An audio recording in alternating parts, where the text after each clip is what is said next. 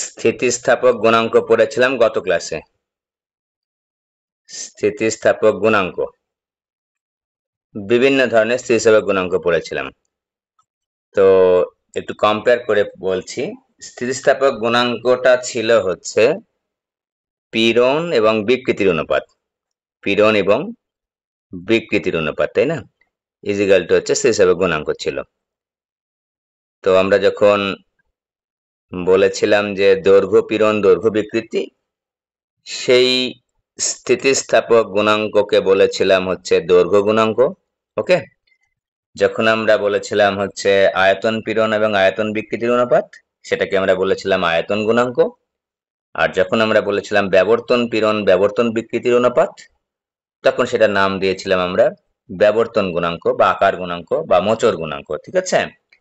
ওকে, তো আজকে আমরা স্টাডি করব আরো একটা অনুপাত নিয়ে। এখানে দেখো তো একটু খেয়াল করে, এখানে পীড়ন এবং বিকৃতির অনুপাত যখন আমরা পড়েছি তার নাম হচ্ছে স্থিতিস্থাপক গুণাঙ্ক। তো এবার এখন একটা পড়ো পয়সনের অনুপাত। পয়সনের অনুপাত ভালো করে খেয়াল করবা, ইম্পর্টেন্ট কিন্তু। পয়সনের অনুপাতটা কি তাহলে?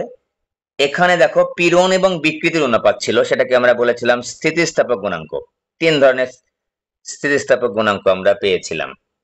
এবার যখন আমরা পয়সনের অনুপাত বলছি, এই অনুপাতটা হচ্ছে কিন্তু দুইটাই বিকৃতির অনুপাত। দুইটাই বিকৃতির অনুপাত। একটা নাম হচ্ছে পার্শ্ব বিকৃতি, পার্শ্ব বিকৃতি, একটার নাম হচ্ছে দৈর্ঘ্য বিকৃতি। একটু খেয়াল করো, দুইটাই বিকৃতির অনুপাত। এটাকে আমরা বলছি হচ্ছে পয়সনের অনুপাত, নাম হচ্ছে সিগমা। প্রকাশ করা হয় সাধারণত সিগমা দ্বারা। তাহলে পয়সনের অনুপাতটা কি?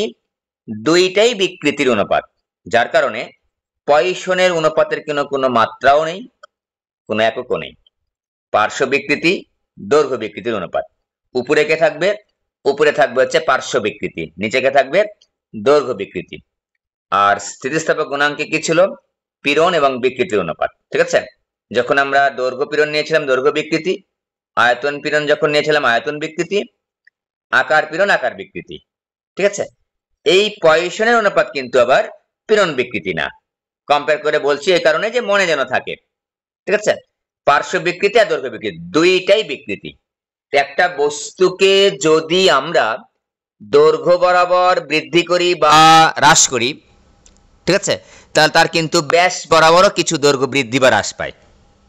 কোন একটা বস্তুকে যদি আমরা দৈর্ঘ্য বরাবর বৃদ্ধি বা হ্রাস করি বল প্রয়োগের মাধ্যমে, হ্যাঁ, তাহলে সেই বস্তুটার ব্যাস বরাবর বা আড়াআড়ি যেটাকে বলি আমরা, আড়াআড়ি বরাবরও কিন্তু কিছু দৈর্ঘ্য কিছু পরিবর্তন হয় ব্যাস বরাবর। ঠিক আছে? তো আমাদের জানা আছে বিকৃতি মানে হচ্ছে পরিবর্তন ভাগ আদি অবস্থা। যদি আমি এই পাশে লিখে নিই যে বিকৃতি ইজিক্যাল টু হচ্ছে পরিবর্তন, পরিবর্তন ভাগ হচ্ছে আদি অবস্থা। তো এরকম আমরা অনেকগুলা পড়েছিলাম বিকৃতি। একটা নাম দিয়েছিলাম দৈর্ঘ্য বিকৃতি, তখন আমরা দৈর্ঘ্যের পরিবর্তন ভাগ আদি দৈর্ঘ্য বলেছিলাম। যখন আমরা বলেছি আয়তন বিকৃতি, আদি আয়তন ভাগ সরি আয়তনের পরিবর্তন ভাগ হচ্ছে আদি আয়তন। তেমনি যদি এখন আমি বলি পার্শ্ব বিকৃতি, তাহলে পার্শ্ব বরাবর পরিবর্তন ভাগ হচ্ছে আদি অবস্থা, তাই না? তাহলে এখন দেখো আমি যদি একটু চিত্রের মাধ্যমে তোমাদেরকে দেখাই যে একটা দৃঢ় অবলম্বন থেকে মনে করো একটা তার আছে। এই যে আমি দেখালাম, একটু চওড়া করে দেখালাম। ঠিক আছে?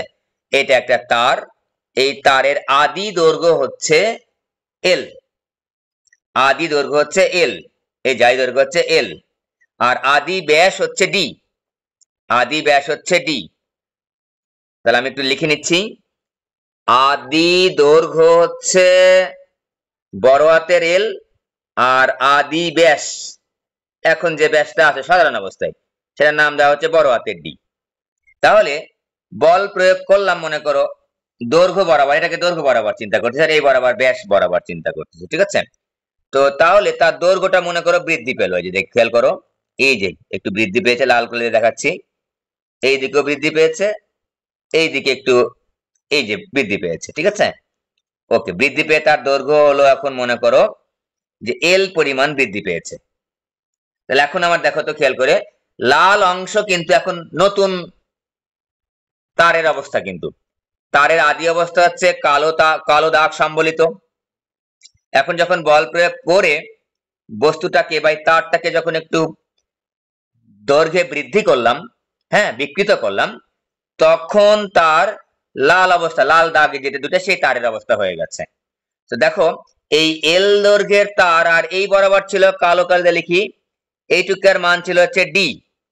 এই যে আমি এইটুকার মান ছিল ডি, আদি ব্যাস যেটা আমরা ধরেছি। এখন কিন্তু ব্যাস হয়ে গেছে, এই দিক থেকে কিছু একটা কমেছে, এই দিক থেকেও কিছু একটা কমেছে, ধরে নিলাম আমরা ব্যাস হ্রাস পেয়েছে। ব্যাস হ্রাস পেয়েছে, এখানে যেহেতু দৈর্ঘ্য বৃদ্ধি হয়েছে চিত্রের মাধ্যমে দেখতে পাচ্ছি, ব্যাস হ্রাস পেয়েছে হচ্ছে ছোট হাতের ডি, ঠিক আছে। আর দৈর্ঘ্য বৃদ্ধি কত পেয়েছে? দৈর্ঘ্য বৃদ্ধি পেয়েছে হচ্ছে ছোট হাতের এল। এই যে দেখো ছোট হাতের এল।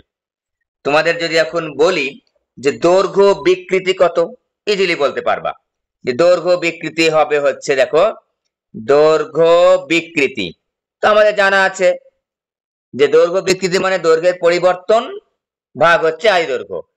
দৈর্ঘ্যের পরিবর্তন, দৈর্ঘ্য যে পরিবর্তনটা হলো সেই পরিবর্তন ভাগ হচ্ছে আদি দৈর্ঘ্য।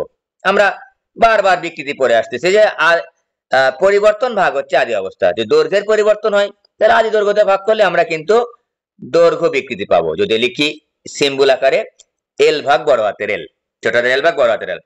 এইবার যদি তোমাকে বলি যে পার্শ্ব বরাবর বা ব্যাস বরাবর বিকৃতি কত, পার্শ্ব বিকৃতি, তো ভেরি সিম্পল, যে পার্শ্ব বরাবর পরিবর্তন ভাগ হচ্ছে আদি ব্যাস।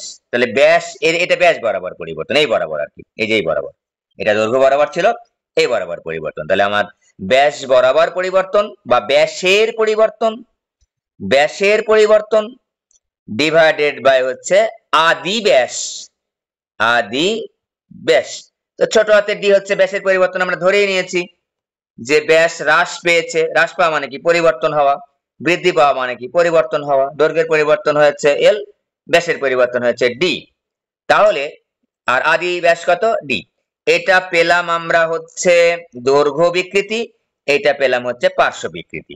তাই দৈর্ঘ্য বিকৃতি আর পার্শ্ব বিকৃতি এখন যদি এই সমীকরণে বসায় দিই আমরা, তাহলেই কিন্তু আমরা পেয়ে যাব সিগমা বা হচ্ছে পয়সনের অনুপাত। একটু বসিয়ে দিই, বসিয়ে দিয়ে দেখাচ্ছি, খেয়াল করো যে অতএব পয়সনের অনুপাত সিগমা ইজ ইকুয়াল টু, উপরে কি থাকলো ডি ডিভাইড বাই ডি পার্শ্ব বিকৃতি, নিচে কি থাকলো এল ডিভাইড বাই এল।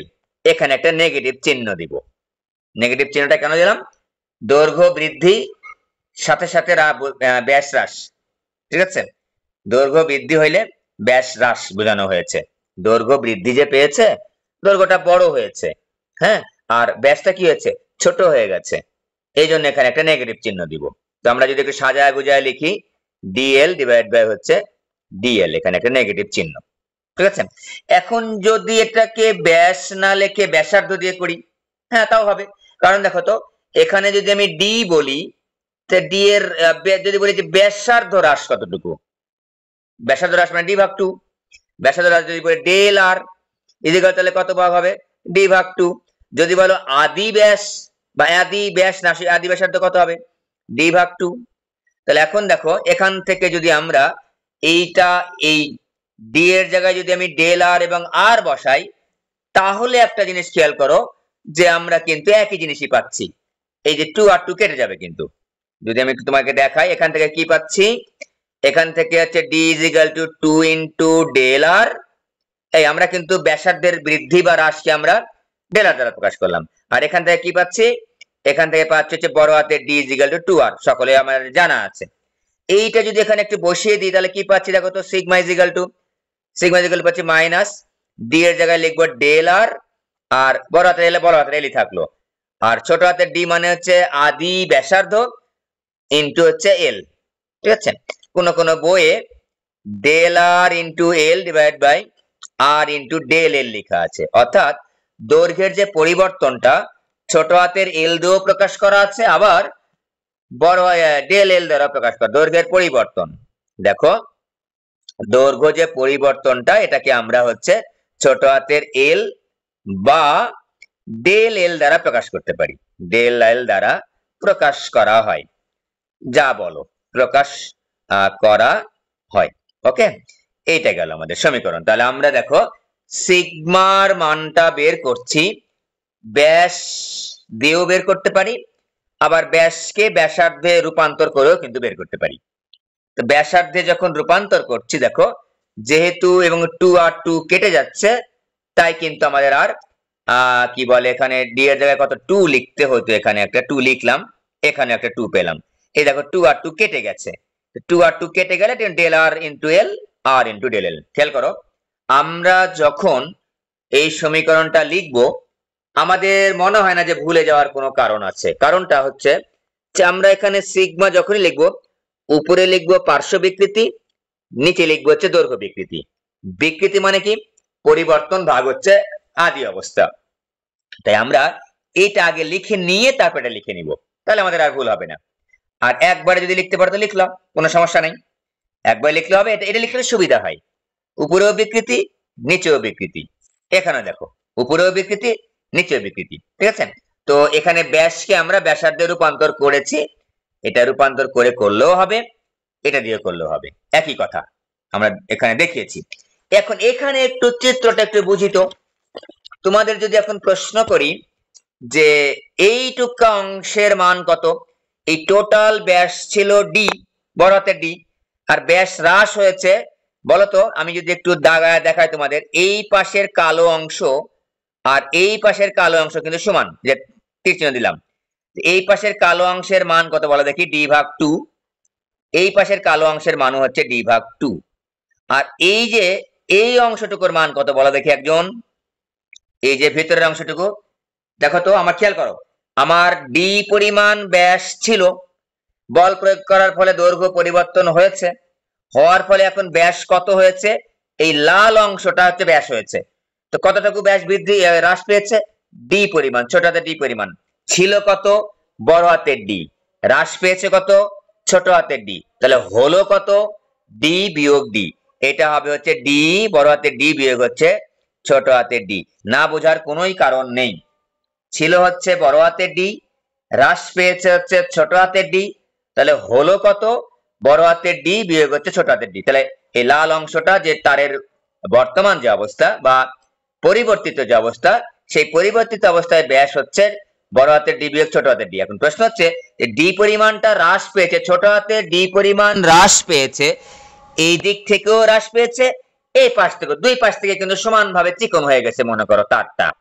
তাহলে টোটাল হ্রাস পেয়েছে ডি পরিমাণ ছোট হাতের, তাহলে এই পাশে হ্রাস পেয়েছে ডি ভাগ 2, এই পাশে হ্রাস পেয়েছে হচ্ছে ডি ভাগ 2, যেটাকে আমরা বলছি ডি ভাগ 2 মানে হচ্ছে ডেল আর। ডি ভাগ 2 মানে হচ্ছে ডেল আর। ডি ভাগ 2 মানে কি, ব্যাসের হ্রাস। তো ব্যাসের হ্রাস মানে কি, ব্যাসের হ্রাসের অর্ধেক মানে কি, ব্যাসের হ্রাসের অর্ধেক মানে হচ্ছে ব্যাসার্ধ কি পরিমাণ হ্রাস পেয়েছে। দেখো তো খেয়াল করে বুঝতে পারো কিনা, না বোঝার কোনো কারণ কিন্তু নেই।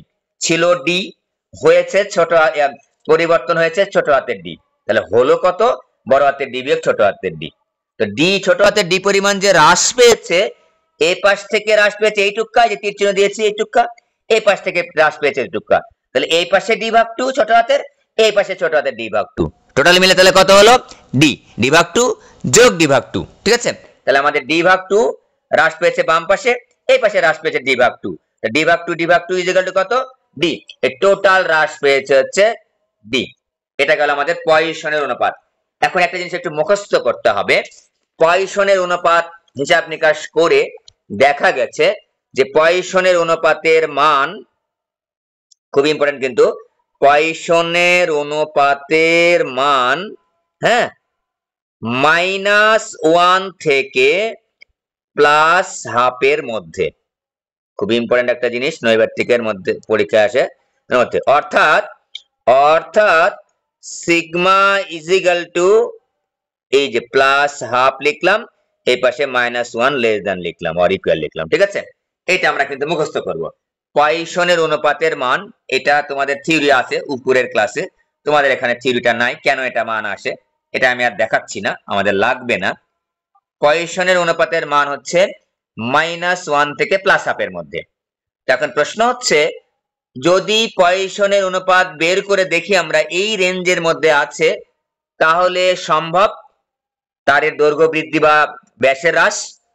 আর যদি এই রেঞ্জের বাইরে চলে যায়, তাহলে আমরা বলবো যে দিস ইজ নট পসিবল, এতখানি দৈর্ঘ্য বৃদ্ধি সম্ভব না বা এতটুকু ব্যাস হ্রাস সম্ভব না। আমাদের কখন এটা বের করতে হয়?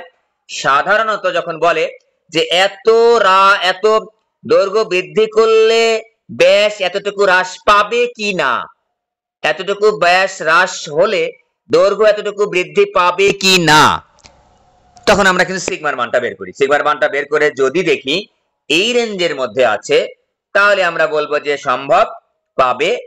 আর যদি দেখি যে এই রেঞ্জের মধ্যে নেই, তাহলে বলবো আমরা পাবে না। ওকে, আমরা প্রবলেম সলভ করবো, অবশ্যই করবো। আমি আজকে লাস্ট থিওরি বলতে এই চ্যাপ্টারের অর্ধেক অংশ আজকে শেষ হয়ে যাবে থিওরি। পরের অর্ধেক অংশ হচ্ছে তরল পদার্থ এবং বায়বীয় পদার্থ নিয়ে।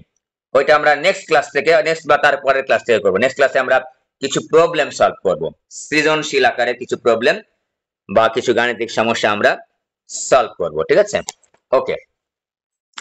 এখন দেখো হচ্ছে তারের যে সম্প্রসারণ আমরা করলাম, একটা তারকে সম্প্রসারিত করতে কাজ করতে হবে না? হ্যাঁ, কাজ করতে হবে। সেই তারকে আজকে সম্প্রসারিত করতে কি পরিমাণ কার্য সম্পাদন করতে হয় সেটা আজকে দেখব। ভালো করে খেয়াল করব কিন্তু, এবং শেষ পর্যন্ত আমরা থিওরি ডেভেলপ করার পরে আমরা মনে রাখার বুদ্ধিটাও শিখে নিব, মনে রাখার বুদ্ধিটাও আমরা শিখে নিব। ঠিক আছে, তো আমাদের টপিক হচ্ছে তারের সম্প্রসারণে কৃত কাজ। একটা তারকে আমরা সম্প্রসারণ করব, তাহলে আমাদের কি পরিমাণ কাজ করতে হবে। ঠিক আছে, কি পরিমাণ কাজ করতে হবে, কিসের বিরুদ্ধে কাজ করতে হবে?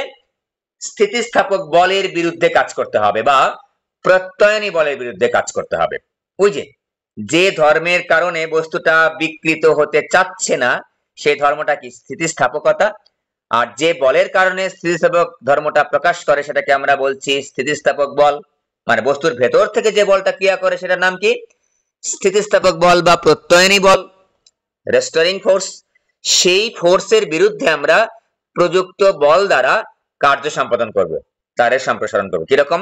আমরা যদি চিত্র একটু দাগাই নিই, একটা দৃঢ় অবলম্বন থেকে, দেখো দৃঢ় অবলম্বন থেকে একটা তারকে মনে করে ঝুলাইলাম। এই যে তারকে ঝুলাইলাম, ঠিক আছে, তারকে ঝুলাইলাম। তো এখানে মনে করো তারের আদি অবস্থা, এ তারের আদি অবস্থা। তো দেখো এইবার মনে করো এবার বল প্রয়োগ করলাম, তারটা এবার লম্বা হয়ে গেছে। বল প্রয়োগ করলাম বা কি বলে ভর ঝুলালাম, দুটোই হতে পারে। ভর ঝুলাতে পারি, বল প্রয়োগ করতে পারি। মনে করো আমি এম পরিমাণ ভর ঝুলানো হলো, তাহলে নিচের দিকে একটা বল কাজ করবে যেটার নাম হচ্ছে অভিকর্ষ বল। এই অভিকর্ষ বলটা হ্যাঁ, এই অভিকর্ষ বলটা হচ্ছে, এই বলটা কিন্তু অভিকর্ষ বল হতে পারে, তুমি অন্য বল হতে পারে। কিরকম? আমি মনে করো টানলাম, নিজেই টানলাম, হাত দিয়ে টেনে বের করলাম, এই যে বলটা। তাহলে এই তারটাকে আমি দৃঢ় অবলম্বন যে প্রান্তে আমার আটকানো আছে, অন্য প্রান্তে ধরে টানলাম। কত বলে টানলাম? 1 বলে। তাহলে এই বলের নাম হচ্ছে প্রযুক্ত বল। এই বলটা দেখো স্থিতিস্থাপক বলের বিরুদ্ধে কাজ করছে। স্থিতিস্থাপক বলকে যদি আমি ধরি এফ এস বা এফ ই, ইলাস্টিক ফোর্স বা স্প্রিং ফোর্স যেটাকে আমরা বলি, এই বলের বিরুদ্ধে কিন্তু এই কাজ করতে হবে। তার মানে এই বলের সমান এবং বিপরীতমুখী বল প্রয়োগ করতে হবে। এই বলের সমান এবং বিপরীতমুখী বল প্রয়োগ করতে হবে, যেটাকে আমরা প্রযুক্ত বল বলছি। সমান এবং বিপরীতমুখী বল প্রয়োগ করার ফলে এখানে আমার দৈর্ঘ্য ছিল কত? L = 0। এই যে এটাকে তারের আদি অবস্থান, তার আদি অবস্থান, তারের আদি দৈর্ঘ্য ছিল L, আর তারের সম্প্রসারণ বা প্রসারণ হয়েছে L = 0। এখন দেখো ভর ঝুলানোর ফলে বা বল প্রয়োগ করার ফলে তারের দৈর্ঘ্য বৃদ্ধি হয়েছে হচ্ছে L = L পরিমাণ। এই যে প্রযুক্ত বল দ্বারা, অভিকর্ষ বল দ্বারা বা নিজের টেনে বল দ্বারা, প্রযুক্ত বল দ্বারা এই স্থিতিস্থাপক বলের বিরুদ্ধে, প্রত্যয়নী বলের বিরুদ্ধে যে পরিমাণ আমরা কাজ করলাম, ঠিক আছে, সেই কাজটা আমরা কিন্তু এখন বের করতে চাচ্ছি। টোটাল সরণ হয়েছে কত? L পরিমাণ। L = 0 থেকে L = L, এই পর্যন্ত আমাদের সরণ হয়েছে। ওকে, এখন দেখো তো আমাদের এখানে ছিল এল ইজ ইকুয়াল টু 0, এখানে L is equal to L, M ভর ঝুলানোর ফলে বা এফ বল প্রয়োগ করার ফলে। এখন একটা জিনিস খেয়াল করো তো, এখানে এই তারের ইয়ং এর গুণাঙ্কটা ধরে নিচ্ছি, তারের ইয়ং এর গুণাঙ্ক, তারের ইয়ং এর গুণাঙ্ক হচ্ছে ওয়াই। তাহলে আমাদের স্থিতিস্থাপক বলটা কত? স্থিতিস্থাপক বলটা বা রেস্টোরিং ফোর্সটা হচ্ছে এফ ইজ ইকুয়াল টু, সবাই আমরা জানি, Y A L divide by L. যেহেতু আমাদের জানা আছে Y is equal to F L divide by হচ্ছে L, Y is equal to F L ভাগ হচ্ছে এল। ঠিক আছে, এটা প্রযুক্তি বলের বিপরীতে কাজ করে। তাহলে এই যে পরিমাণ বলটা কিন্তু আমাকে প্রয়োগ করে এই বলটাকে, এই বস্তুটাকে কিন্তু সরণ ঘটাতে হয়েছে। এখন এই সরণ ঘটাতে কাজ করতে যে বের করব আমি কিন্তু এখন সমাকলনের সাহায্য নেব। কেন? কারণটা হচ্ছে দেখো, এই বলটা কিন্তু পরিবর্তনশীল, এই বলটা কিন্তু পরিবর্তনশীল। আমি যদি বলি যে স্যার এখানে মনে করো, তুমি দেখো তো, খেয়াল করো তো একটু, রিয়েল লাইফে একটু চিন্তা করো তো, একটা রাবারকে ধরলাম, ছোট্ট একটা বল প্রয়োগ করলাম, ধরে টানলাম, তার কিন্তু এখন সরণ হয়েছে ছোট্ট পরিমাণ, অল্প একটু সরণ হয়েছে। দেখো তো, অল্প একটু সরণ ঘটাতে অল্প একটু বল প্রয়োজন হয়েছে, সরণটা একটু বেশি ঘটালাম, এবার একটু বেশি বলের, তাহলে বেশি বল লাগবে, আরো বেশি সরণ ঘটাতে চাচ্ছি, আরো বেশি বল লাগবে। তার মানে বল যত বেশি প্রয়োগ করছি ওই রাবারটার সরণ তত বেশি হচ্ছে। তার মানে বলটা কিন্তু পরিবর্তনশীল, সরণ যত বেশি হচ্ছে বলটার পরিবর্তন তত বেশি হচ্ছে। তার মানে এই যে এল ইজ ইকুয়াল টু 0 থেকে এল ইজ ইকুয়াল টু এল পর্যন্ত সরণ হচ্ছে, প্রত্যেকটা মোমেন্টে কিন্তু বলের পরিমাণটা পরিবর্তন হচ্ছে। তাই আমরা এই যে কাজের পরিমাণটা বের করব, সেই কাজের পরিমাণটা বের করতে হলে আমাদেরকে পরিবর্তনশীল বল দ্বারা কৃত কাজ যেভাবে আমরা বের করেছি সেইটা কিন্তু আমরা বের করব। পরিবর্তনশীল বল দ্বারা কৃত কাজ। তাহলে পরিবর্তনশীল বল দ্বারা কৃত কাজ বের করার নিয়ম কি ছিল? ছোট্ট একটু কাজ বের করে নেব। মনে করো ছোট্ট একটু লাল কালি দিয়ে একটু দেখাচ্ছি, এই যে এইটুকা এই ডিএল সরণে কাজটাকে বের করে নিব। যে কোনো সরণ ডিএল এর জন্য আমি কাজটা বের করে নিচ্ছি। তাহলে ডিএল সরণে কৃত কাজ, ডিএল সরণে কৃত কাজ DW is equal to F into dL. ঠিক আছে, এফ ইন্টু ডিএল। ওকে, তো এফ এর মানটা আমরা বের করলাম। তো এখন খেয়াল করো তো, এফ এর জায়গায় যদি আমরা একটু ওই মানটা একটু বসায় দিই, Y A L divide by L into dL. ঠিক আছে, তাহলে ছোট্ট একটা কাজ করেছি, কতটুকু? এই যে ডিএল সরণে কাজ বের করেছি। তো এখন প্রশ্ন হচ্ছে যে স্যার, যে এই এল ইজ ইকুয়াল টু 0 থেকে এল ইজ ইকুয়াল টু এল এর মধ্যে কি এই একটাই ডিএল আছে? কতগুলো ডিএল আছে?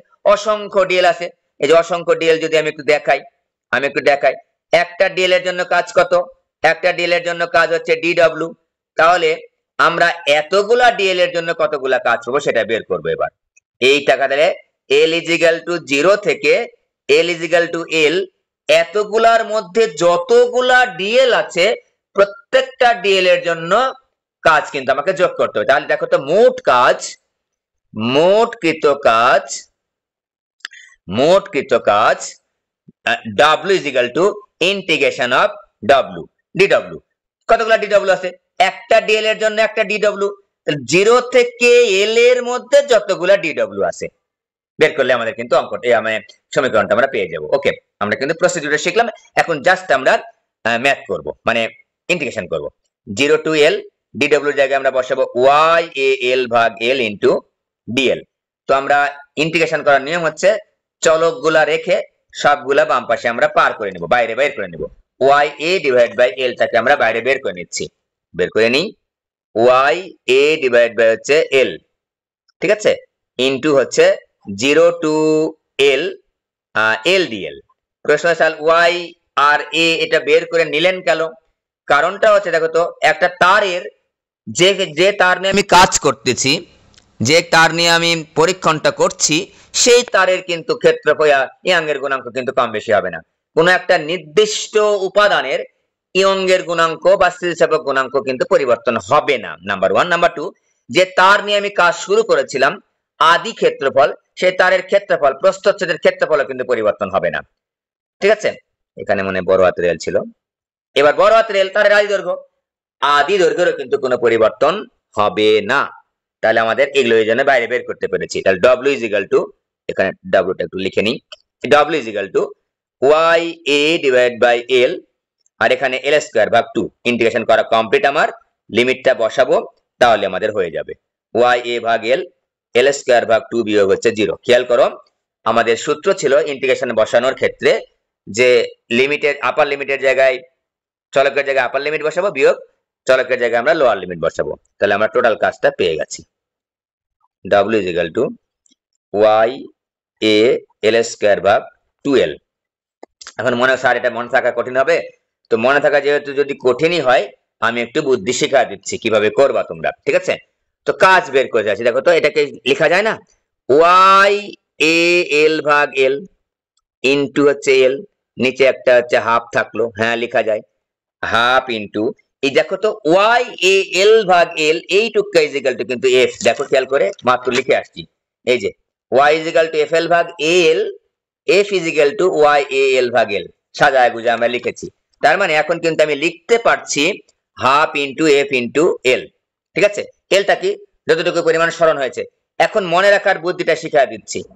দেখো তো আমাদের কাজ বের করতে হলে কি লাগে? কাজ বের করতে হলে লাগে হচ্ছে বল ইনটু সরণ, বল ইনটু সরণ আমার কাজ বের করতে লাগে। এখানে একটা জিনিস খালি আছে, একটা হাফ দিয়ে গুণ করলে হয়ে যাবে। তাহলে w ইজ ইকুয়াল টু কত, হাফ ইনটু প্রযুক্ত বল ইনটু টোটাল সরণ। দেখো এই হাফটাকে বাদ দাও, বল গুণ সরণ মানে কি কাজ, হ্যাঁ কাজ, এখানে একটা হাফ আসবে, এটা মুখস্থ রাখার জন্য বললাম। তাহলে হাফ ইনটু বল ইনটু সরণ, ঠিক আছে? হাফ ইনটু বল ইনটু সরণ, এটা গেল আমাদের কৃত কাজের হিসাব। এখন দেখো তো আমরা বলেছি কোন একটা বলের বিরুদ্ধে যদি আমরা প্রযুক্ত বল দ্বারা কাজ করি তাহলে ওই বস্তুটার মধ্যে যে পরিমাণ কাজ করলাম বলের বিরুদ্ধে সেই কাজটা হচ্ছে সঞ্চিত শক্তি আকারে থাকে। আমি যখন একটা রাবার টান দিই প্রত্যয়নী বলের বিরুদ্ধে, যে পরিমাণ কাজ করে রাবারটাকে আমরা টান দিই, টান দিতে যে পরিমাণ কাজ সম্পাদিত হয় ওই কাজটাই কিন্তু রাবারের মধ্যে সঞ্চিত অবস্থায় থাকে। যেমনটা আমরা ভূপৃষ্ঠ থেকে একটা বস্তুকে যখন আমরা অভিকর্ষ বলের বিরুদ্ধে এই উচ্চতায় উঠাই তখন কিন্তু অভিকর্ষ বলের বিরুদ্ধে প্রযুক্ত বল দ্বারা mgh পরিমাণ কাজ করতে হয়। সেই কাজটা কি হয়? ওই বস্তুর মধ্যে সঞ্চিত শক্তি হিসেবে বা বিভব শক্তি হিসেবে থাকে। আমরা এখন কমেন্ট করতে পারছি যে এই পরিমাণ কাজটা কিন্তু ওই বস্তুর মধ্যে সঞ্চিত শক্তি হিসেবে আছে বা ওই তারের মধ্যে সঞ্চিত শক্তি হিসেবে আছে। তাহলে তারের দেখো তো তারের সম্প্রসারণে, আমি লিখি যদি সম্প্রসারণে সঞ্চিত শক্তি, সঞ্চিত শক্তি দেখো খেয়াল করে সঞ্চিত শক্তি ইউ লিখলাম, U is equal to W. কারণ যে পরিমাণ কাজ করে আমি প্রত্যয়নী বলের বিরুদ্ধে ওই তারটাকে সম্প্রসারিত করেছি ঠিক সেই পরিমাণ কাজই ওই বস্তুর মধ্যে সঞ্চিত শক্তি হিসেবে আছে। তাহলে আমরা ডাব্লিউ ইকুয়াল কি লিখতে পারি, ওয়াই এ এল স্কয়ার ভাগ এল, যা লিখছিলাম তাই, বা হাফ ইনটু এফ ইনটু এল। তাহলে আমাদের তারের সম্প্রসারণের সঞ্চিত শক্তি বা কৃত কাজ বা অবলিক দিয়ে লিখলাম বিভব শক্তি কিন্তু একই।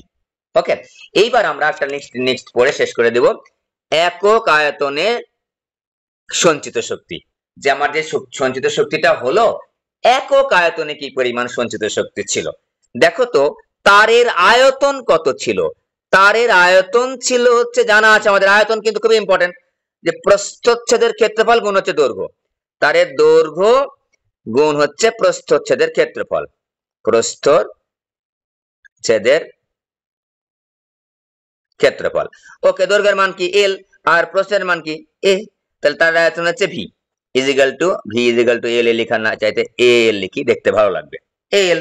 তাহলে আমরা যে সঞ্চিত শক্তিটা বের করলাম টোটাল ভি আয়তনের তারের ক্ষেত্রে সঞ্চিত শক্তি, তাহলে ভি আয়তনের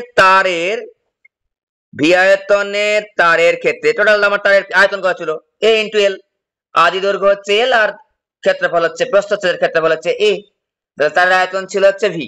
তাহলে ভি আয়তনের তারের ক্ষেত্রে সঞ্চিত শক্তি হচ্ছে দেখো তো ইউ, যেটা আমরা বের করলাম, বা ডাব্লিউ। অতএব একক আয়তনের ক্ষেত্রে একক আয়তনের তারের ক্ষেত্রে সঞ্চিত শক্তি কত? তাহলে ইউ ডিভাইড বাই ভি, আয়তন দ্বারা ভাগ করব, এটাকে ইউ বার লিখো। U bar is equal to, তাহলে ইউ আমরা কত লিখেছি? Half Y A L square ভাগ হচ্ছে এল লিখছি আমরা, সাথে ভি আয়তনটা ভাগ করে দিব, ভি এর মান হচ্ছে এল। তা দেখো আমরা কি পেলাম, এ আর এ কেটে গেল, ওয়াই এ এল স্কয়ার ভাগ হচ্ছে এল স্কয়ার, এলটা এ থাকবে না রে বাবা, একটু স্ট্রেস করে লিখি, ওয়াই এল স্কয়ার ভাগ হচ্ছে এল স্কয়ার, নিচে একটা 2 আছে মনে হয়, 2 আছে, ঠিক আছে 2 আছে।